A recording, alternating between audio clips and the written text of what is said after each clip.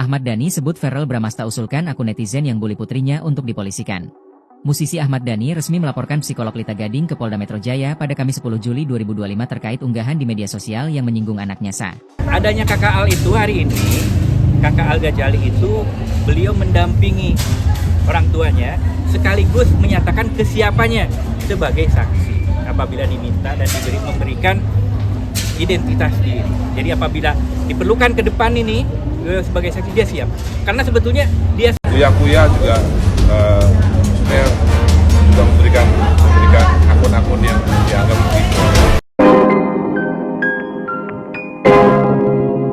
Yo guys, balik lagi bersama saya tentunya Uki Kevin. Nah ini kita masuk ke segmennya Ahmad Dhani lagi ya. Dhani gitu ya. Denny Sumargo kaget. Dhani ancam buka bukti tanda tangan selingkuh Maya. Ini aku dapat dari siapa mana nih ya? Gak ada tulisannya. Nih tulisannya seperti ini guys ya. Kita lihat tuh. Ini agak dari akun TikToknya siapa nih? Nggak kelihatan tulisannya putih ya. Nah ini kita lihat lagi ada berita apa lagi guys. Mulan bilang. Wah bentar. Mulan bilang Ahmad Dhani suami bersama. Waduh di depan ini katanya ya. Wah kita lihat seperti apa ya. Mulan bilang Ahmad Dhani suami bersama di depan Maya Estianty. Ini dokumentasi silet 20 Februari 2006 guys. Jadi mungkin di tahun ini belum ini ya, belum ada gembar-gembor ya seperti itulah ya. Suami sekaligus big boss kita. Suami bersama. Wow. Suami bersama, kita ulangi lagi ya guys ya. Maya Estianty. Aku takutnya salah dengar guys. Suami Ini sekaligus big boss kita. big boss kita Suami bersama. di depan Maya loh, suami bersama. Ini aku lihat di TikToknya saga@id atau kalian bisa melihat ya di sebelah ini. TikTok @saga nih ID. Nah, Suami bersama. tuh Mayat masih polos pada waktu itu ya. Hahaha. Ya mungkin dia menganggapnya bercanda gitu. Ayo. Masih polos-polosnya. Belum ada ribut itu ya. Nah, ini buntut serang Maya Estianty dan memanfaatkan buat jualan. Gerinda diminta pecat Ahmad ya. Dhani ini ya. Dalam video lagi, fitnah Maya 42 disisipkan promosi konser Dewa 19 All Stars. Waduh. Apakah ini ada bentuk promosi beliau untuk nanti ada acara konser ya? Nggak tahu konsernya kapan tuh ya. Karena aku sendiri belum lihat videonya, fitiknya di akunnya Pak D ini ya.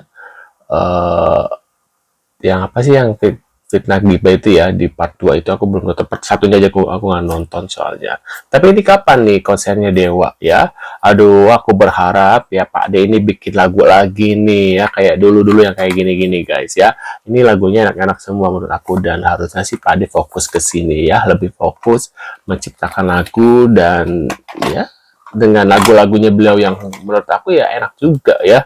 Bukan enak juga, emang enak gitu ya lagu ini. Lagi kedua juga ini album-albumnya mereka Dewa itu emang enak-enak banget dan mudah-mudahan Pak Ade ini kedepannya lebih fokus menciptakan lagu dan jangan hanya merecycle ya. Maksudnya merecycle tuh lagu-lagu lamanya beliau, ciptaan beliau terus dinyanyikan oleh penyanyi-penyanyi baru. Harusnya sih menciptakan lagu baru ya. Jadi enak aja gitu ya, membuktikan bahwa beliau itu musisi legend banget gitulah dan benar-benar mencintai karya. Contohnya seperti siapa namanya Agnes Mo ya, dia tuh fokus ya mau dicibir mau di apa diem nggak ngelapor sana nggak ngelapor sini. Beliau kan Agnes Mo kan lebih fokus ya berkarya gitu ya, mau dicibir mau di apa gitu kan. Beliau benar-benar salut sama Agnes Mo ya. Nah ini kita lihat lagi apa lagi guys. Itu bukti di mana Maya tanda tangan pernah berhubungan dengan seorang laki-laki. Waduh.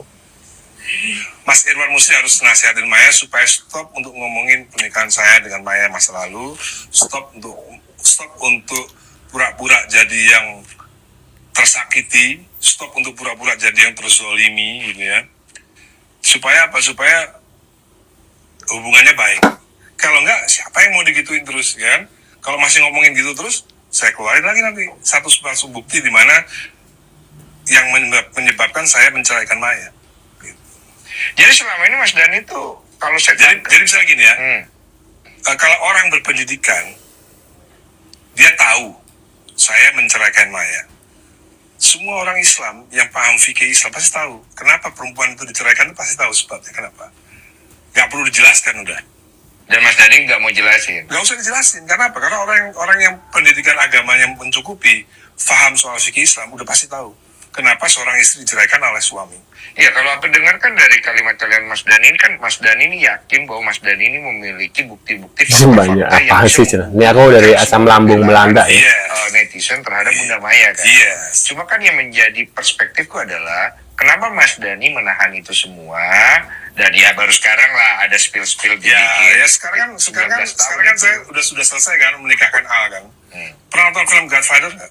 Asik, Godfather guys ya. Nah ini. Gitu loh, kami aja merasa bapak ini nggak bijak dalam menghadapi masalah rumah tangga bapak gitu loh.